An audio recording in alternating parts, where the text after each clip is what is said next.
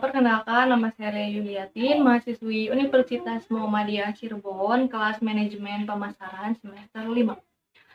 Di video kali ini saya akan mencoba menjawab soal-soal UAS yang telah diberikan oleh Bapak Dadang Priyono STMPA selaku dosen pembimbing mata kuliah Manajemen Kewirausahaan. Nah, pertanyaannya yaitu pertanyaan yang pertama. Jelaskan mengenai kondisi negara Indonesia yang akan menikmati bonus demografi, namun terbentur situasi kondisi pandemi COVID-19. Dan apa solusinya dalam mengatasi lapangan kerja bagi para pekerja produktif? Nah, menurut pendapat saya, jawabannya yaitu pandemi ganjal Indonesia menikmati bonus demografi. Penyerapan tenaga kerja produktif terganggu akibat goncangan ekonomi saat pandemi. Kendala pendidikan anak selama pandemi juga berpotensi menurunkan kualitas penduduk usia produktif. Setelah menimba ilmu di bangku sekolah dan kuliah, setiap anak muda itu berharap dapat segera masuk ke dunia kerja. Namun, harapan itu tak mudah diwujudkan karena terbatasnya lapangan kerja atau permodalan untuk membangun usaha sendiri. Pandemi COVID-19 ini yang sudah berlangsung hampir 1 tahun semakin menipiskan harapan calon angkatan kerja tersebut. Salah satu contohnya yaitu Pradana umur 23 tahun yang menyandang gelar sarjana hubungan internasional dari salah satu universitas swasta di Jakarta pada Februari 2020 lalu. Namun, usia produktif dan gelar sarjana ternyata tak mampu membuat Pradana lekas mendapat pekerjaan. Ia mengaku susah menemukan lowongan pekerjaan di tengah pandemi COVID-19, khususnya yang sesuai dengan kemampuan dan gelar sarjananya. Masih mendapati perusahaan membuka lowongan pekerjaan di tengah ekonomi yang terpukul pandemi adalah berkah tersendiri. Kesempatan itu makin sempit. Badan Pusat Statistik atau BPS mencatat jumlah iklan lowongan pekerjaan turun 66% dari 34.056 pada kuartal 1 2020 menjadi 11.427 pada kuartal ketiga 2020. Pradana masih menganggur sampai saat menceritakan nasibnya ke reporter katadata.co.id pada Kamis tanggal 28 bulan 1 bahwasanya dia berkata yaitu malu kok orang tua masih menganggur, katanya menyimpulkan kondisinya saat ini. Kisah Pradana adalah satu gambaran pandemi COVID-19 menghambat pemanfaatan bonus demografi yang kini sedang dinikmati Indonesia. Hasil sensus penduduk 2020 mencatat bahwa 70,72%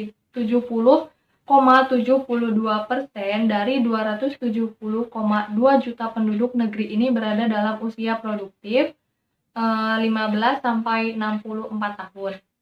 Persentase itu jauh meningkat dibandingkan pada 1971 yang hanya 53,39%.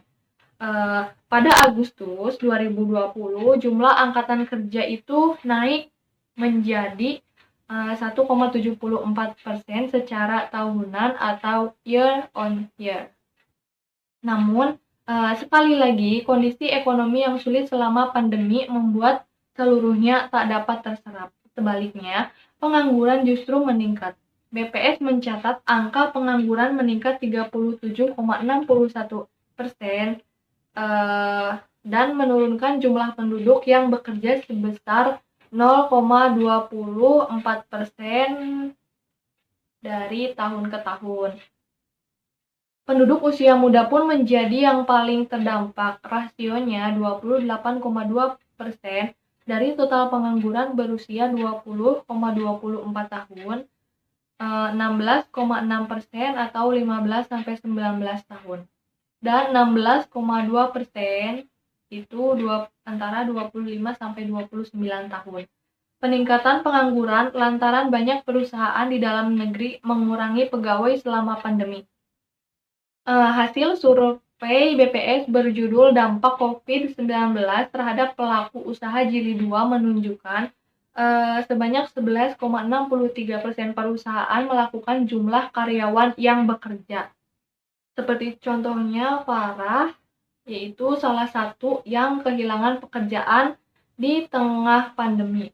Ia sudah lebih kurang 4 tahun bekerja di salah satu jejaring perusahaan retail pakaian di Surabaya.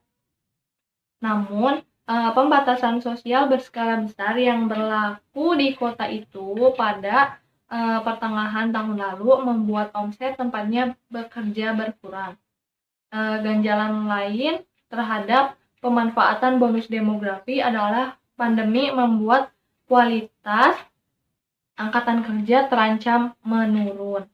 Satuan Tugas Penanggulangan COVID-19 mencatat per 27 Januari 2021 mayoritas penduduk yang menderita COVID-19 di dalam negeri berusia 19 sampai 59 tahun. Presentasi terbanyak di rentang usia 31 sampai 45 tahun dengan 30% dari total kasus nasional. Mereka yang menderita COVID-19 berpeluang mengidap long COVID-19, sebuah sindrom yang menyebabkan penyintas tak bisa pulih sepenuhnya. Riset dari Pusat Pengendalian dan Pencegahan Penyakit atau Centers for Disease Control and Prevention atau CDC Amerika Serikat pada Juli 2020 menjelaskan penderita long COVID-19 terjadi di semua usia, meskipun usia di atas 50 tahun mendominasi. Tidak sedikit pula penyintas usia muda yang mengalaminya.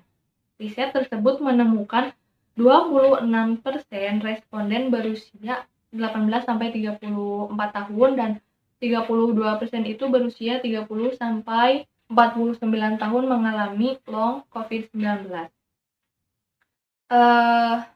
Salah satu contohnya Vina, umur 27, adalah salah satu penyintas muda di dalam negeri yang mengalami long COVID-19. Ia masih mengidap batuk, sesak napas, kemampuan indera perasa hilang, dan kelelahan usai 6 bulan sembuh. Itu sampai sekarang, kata Vina kepada katadata.co.id pada Senin tanggal 18 bulan 1 kemarin. Bayangkan saja para pelajar di sekolah tata boga atau pembuat platform kehilangan indera perasa seperti yang dialami Vina. Mereka akan kehilangan kemampuan vital dalam pekerjaannya.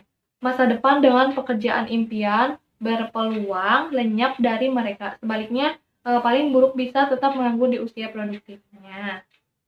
Pandemi juga membuat kualitas pendidikan anak terganggu, padahal mereka adalah bagian dari stok bonus demografi yang menurut analisis statistik sosial, yaitu bonus demografi dan pertumbuhan ekonomi akan mencapai puncaknya pada 2025. Pendidikan sangat penting bagi kualitas mereka sebagai angkatan kerja di masa depan. Hasil survei Wahana Visi Indonesia mendapat 3,6% responden orang tua merelakan anaknya bekerja saat pandemi COVID-19, sebanyak 37%. Responden anak pun mengaku tidak bisa mengatur waktu belajar selama pembelajaran jarak jauh atau PJJ. Sementara 30% anak mengaku kesulitan memahami pelajaran dan 21% mengaku tidak memahami instruksi guru. Seluruh problematika pembelajaran pada anak di masa pandemi tersebut berpotensi mengurangi kualitas kognitif mereka. Lebih lagi, berpotensi mengurangi peluang mereka meneruskan pendidikan ke jenjang tinggi. Tanpa mengurangi peluang mereka meneruskan pendidikan ke jenjang tinggi. Tanpa pendidikan tinggi, mereka berpeluang berakhir hanya sebagai buruh murah. BPS mencatat pada Agustus 2019, semakin tinggi jenjang pendidikan, maka semakin tinggi rata-rata upah yang diterima pekerja. Rata-rata upah pekerja lulusan universitas yaitu 4,4 juta. Sebaliknya, tamatan SD hanya 1,8 juta. Upah murah akan membuat mereka sulit keluar dari kemiskinan. Anak pun tidak mendapat kesehatan yang baik sehingga selama pandemi. Semakin banyak anak beresiko mengalami malnutrisi akut dan kronis. Hal ini lantaran seperti dalam survei Wahana Visi Indonesia 19%, rumah tangga tidak memiliki jaminan kesehatan dan 54% lain tidak mengakses layanan kesehatan ibu dan anak. Indonesia masih memiliki peluang memperbaiki kondisi buruk akibat pandemi dan memanfaatkan bonus demografi dengan baik. Caranya dengan memperbaiki kualitas pendidikan, kesehatan, dan memberi akses pekerjaan layak seperti saran United Nations Population Fund. Korea Selatan bisa menjadi contoh baik untuk hal itu. Peluang demografi Indonesia menyatakan Korea Selatan yang sempat terpuruk dalam kemiskinan akibat Perang Korea pada tahun 1950 sampai 1953 mampu bangkit dengan investasi besar di pendidikan, pembangunan sumber daya manusia, dan penelitian dan pengembangan atau Litbang dalam kurun waktu 46 tahun dari 1962 hingga 2008. Korea Selatan mengalami kenaikan PDB 400 kali lipat.